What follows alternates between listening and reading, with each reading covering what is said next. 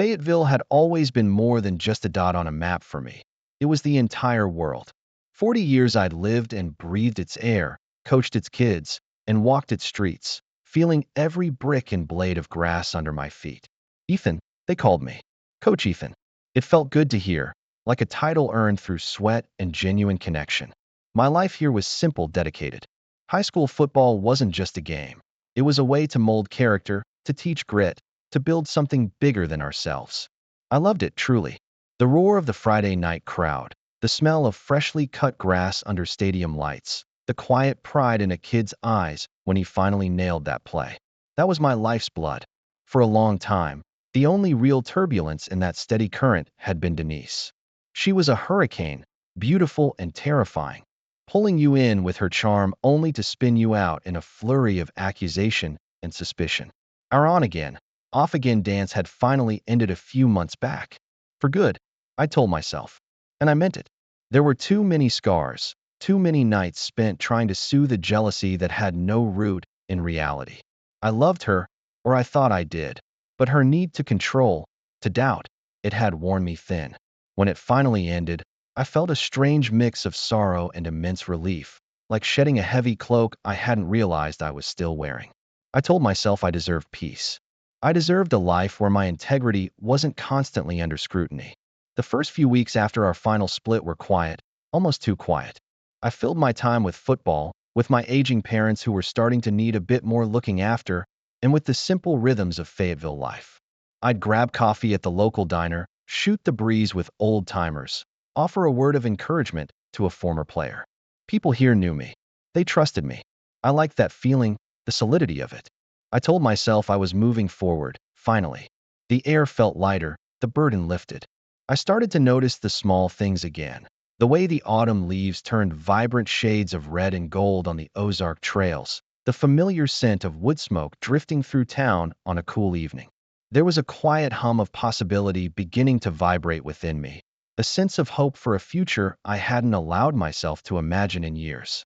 A future free of the drama, the constant emotional tightrope walking. I wasn't looking for anything, just embracing the stillness. But then, life has a funny way of surprising you when you least expect it. A few weeks later, I met Sarah. She wasn't flashy or dramatic. She was calm, kind, with a laugh that crinkled the corners of her eyes. She was new to Fayetteville, a teacher at the middle school, and she understood the town's charm without being suffocated by its sometimes tight embrace. We talked for hours at the farmer's market, then over coffee, then dinner.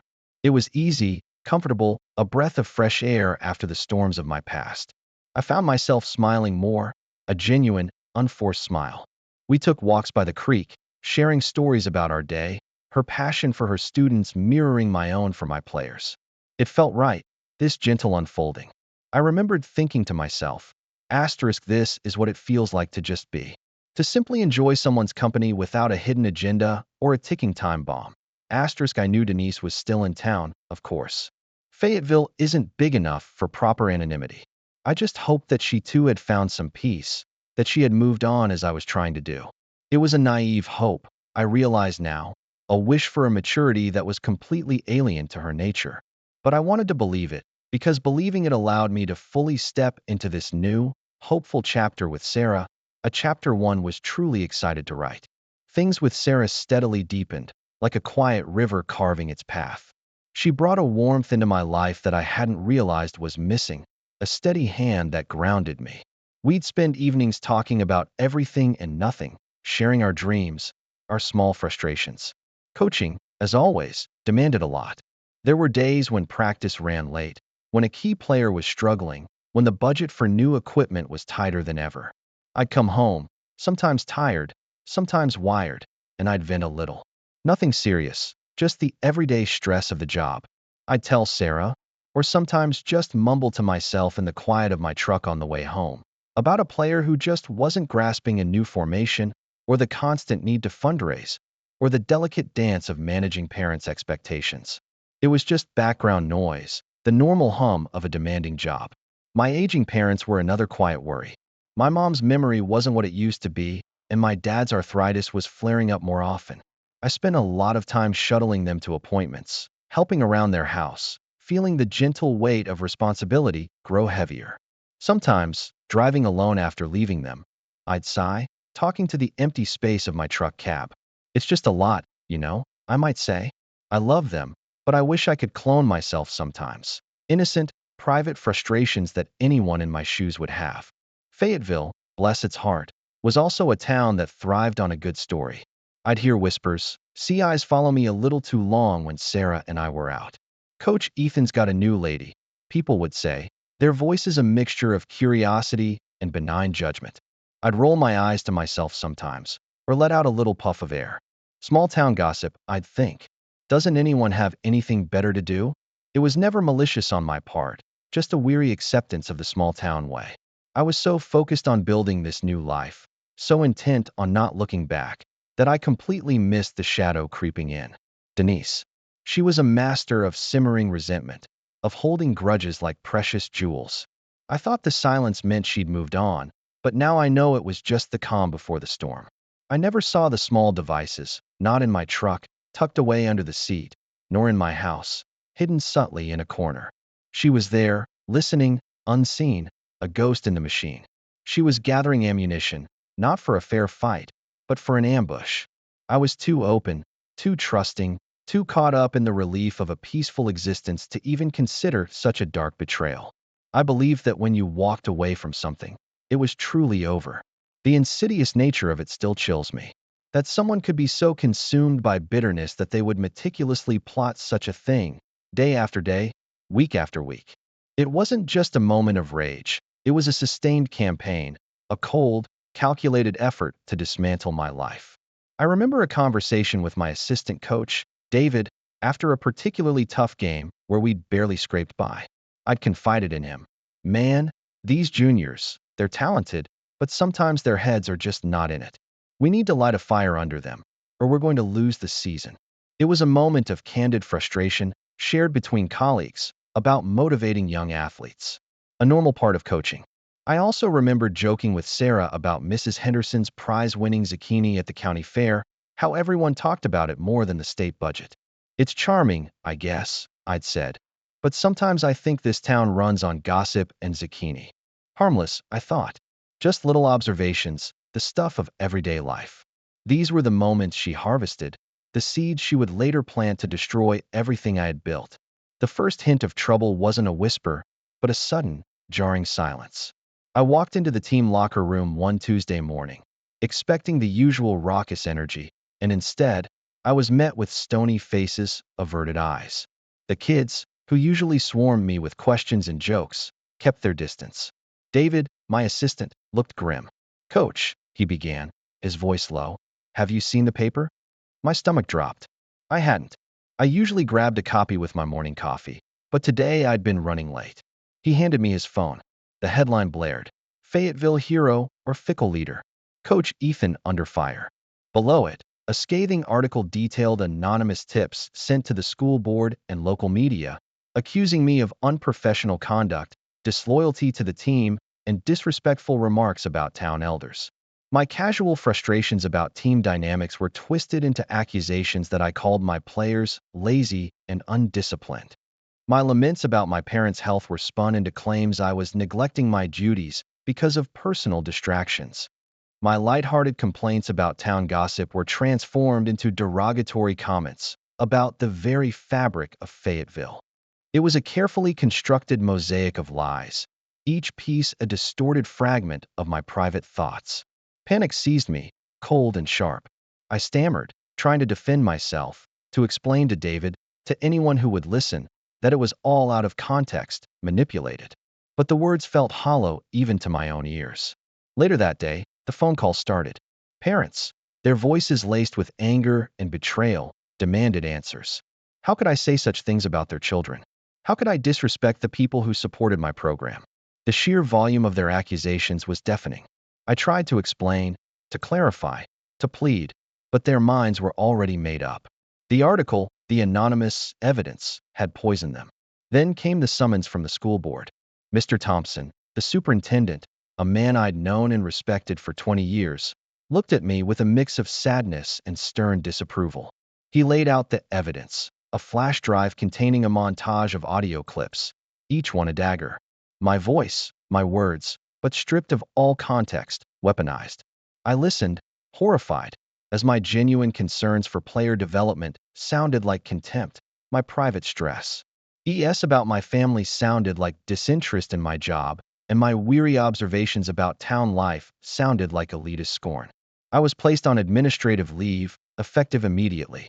My key to the locker room was taken. The field, my sanctuary, was suddenly forbidden territory.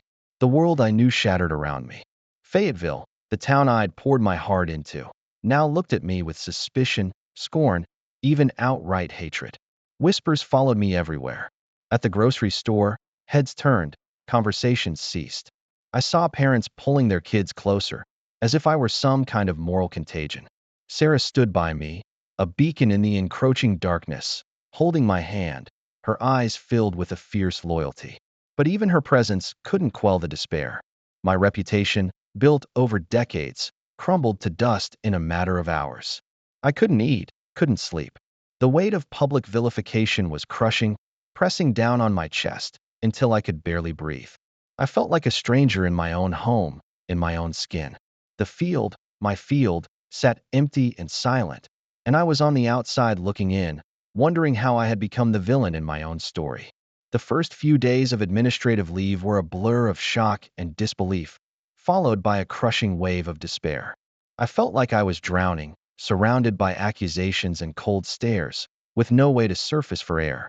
Sarah, bless her heart, was the only one who truly kept me afloat. She cooked for me, even though I had no appetite, and just sat with me, often in silence, her hand a constant, comforting presence on my arm. She believed me without question, her faith a powerful counterpoint to the town's sudden condemnation. Ethan, she said one evening, her voice gentle but firm, we can't just let this happen. We have to fight back. This isn't you. Her words, simple as they were, pierced through the fog of my despair. It was Sarah who, with an almost uncanny intuition, started looking for the impossible. How did they get those recordings? She asked, her brow furrowed. It's your voice, but it's not you. She was right. The voice was mine, but the venom, the malice, was entirely alien. We started with my truck. We spent an entire afternoon meticulously searching, pulling back floor mats, peeking under seats, running our hands along every crevice.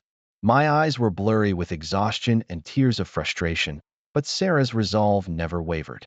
Then, nestled deep under the passenger seat, almost invisible against the dark upholstery, we found it.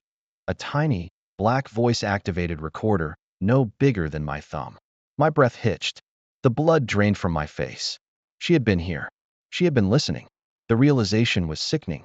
The discovery sparked a terrifying clarity. If one, then where else? We moved to my house, our search now fueled by a grim determination. It took another day of painstaking searching, turning over furniture, feeling behind books on shelves, until, tucked discreetly behind a loose floorboard in my bedroom, we found the second one. Another tiny black device, silently cataloging my life, my private thoughts. The horror was immense, but so was the grim satisfaction of understanding the enemy. It wasn't just gossip, it was a calculated, deliberate act of sabotage. Denise. It could only be her. The raw, guttural anger that surged through me was almost a relief after the numbness. We immediately contacted a lawyer, a sharp woman named Eleanor Vance, who specialized in defamation and privacy law. She listened patiently to our story, her expression hardening as we recounted the findings. This is serious, Ethan, she told me, her voice clipped and professional. Illegal wiretapping, harassment, defamation. We have a case. The prospect of legal action felt daunting, another mountain to climb. But for the first time in weeks, I felt a flicker of purpose. The real fight wasn't just about clearing my name. It was about exposing the truth of what Denise had done. Eleanor instructed us to keep the recorders safe, to not touch them more than necessary. She arranged for forensic analysis to prove they were indeed the source of the audio clips. The process was slow, agonizing. We had to wait for the school board to release the full recordings from the flash drive, then compare them, word for word, with the evidence from the recorders. It was a meticulous, soul-crushing task, listening to my own voice twisted and maligned. But with Sarah by my side, I found the strength to push through, piece by painful piece, towards the truth. The vindication came, slowly, painfully, but it came. Eleanor, my lawyer, was a force of nature. She presented our case to the school board, laying out the evidence. The hidden recorders, the forensic reports confirming they were the source, and a side-by-side comparison of the full, unedited recordings against Denise's maliciously edited montage. The full context painted a starkly different picture. My frustrated comments about team dynamics were clearly about motivation, not contempt. My laments about my parents were expressions of filial love and concern, not neglect of duty. My lighthearted quips about town gossip were just that, harmless observations.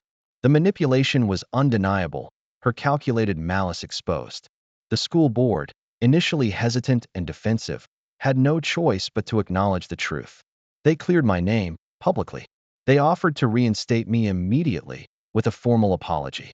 The local paper, the very one that had run the scathing article, now printed a retraction, albeit a small, almost grudging one. Word spread through Fayetteville like wildfire, faster than the initial scandal. Some people, the ones who had believed in me all along, reached out with their apologies and support. Others, the ones who had been so quick to condemn, averted their eyes, their silence a heavy admission of guilt. Denise faced the consequences. Eleanor secured a permanent restraining order against her. The police, presented with irrefutable evidence of illegal wiretapping and harassment, began building a case for criminal charges. I didn't want to see her in jail. I just wanted her out of my life, her shadow lifted once and for all. And it was. She left Fayetteville, her reputation in tatters, a self-inflicted wound far deeper than any she had tried to inflict on me. But even with my name cleared, with Denise gone, Fayetteville didn't feel like home anymore. The trust was broken, not just between me and the town, but within me. The whispers might have stopped, but the memory of them lingered, a sour taste in my mouth. I stood on the field one last time, the late afternoon sun casting long shadows, and tried to feel the old joy, the familiar sense of belonging. But it wasn't there. It felt tainted, irrevocably altered.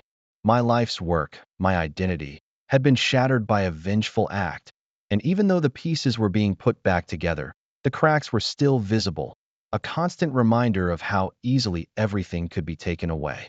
Sarah understood. She saw the pain in my eyes, the quiet exhaustion that still clung to me. "It's okay to leave, Ethan," she said, her voice soft. "You don't owe them anything. You deserve a fresh start, somewhere new, where they value you for who you are, not just for what you represent." Her words were a balm, a permission I didn't realize I desperately needed. It was a bittersweet decision, to leave the only home I'd ever known, the community I had dedicated my life to. But it was also a choice for liberation. I wouldn't let Denise's darkness define my future. I was more than just a scandal, more than just the ghost of a reputation. I was a coach, a man with integrity, and I still had something to offer. Leaving Fayetteville felt like tearing a part of myself away, a deep, aching severance. The drive out of town, with Sarah by my side and all my worldly possessions packed into a moving truck, was quiet. I looked back at the familiar landmarks, the town square, the old diner, the stadium lights glinting in the rearview mirror, and felt a profound mix of grief,